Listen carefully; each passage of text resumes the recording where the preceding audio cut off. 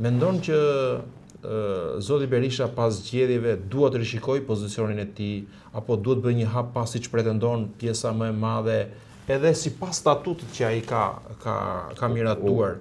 Si shikon PD-n në këtë situatë kur pretendohet që të largohet leadershipi aktual, e shohin si pengesë leadershipin aktual dhe ato që ka treguar votat e Ali Mehmetit dhe Jorita Tabakut shihen si dy situata ose dy realitete të ndryshme ku shqiptarët kishin një leadership, por kishin edhe njerëz të moderuar.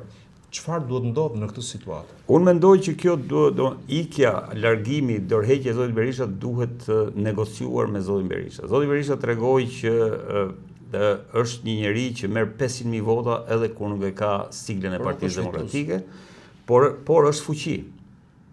Kjo dhe duhet negociuar me to. E pa mjaftueshme apo jo, është një fuqi që ka në dorë 500.000 vota që ka shumicën, me atë duhet negociuar.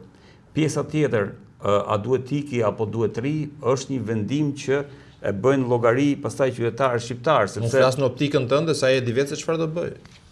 Jo, unë di që unë si komentator politik them që nuk ka asnjë shans të rrëzohet apo të ketë një rotacion politik pa një forcë politike të fuqishme në kuptimin e votave dhe mbështetjes qytetare.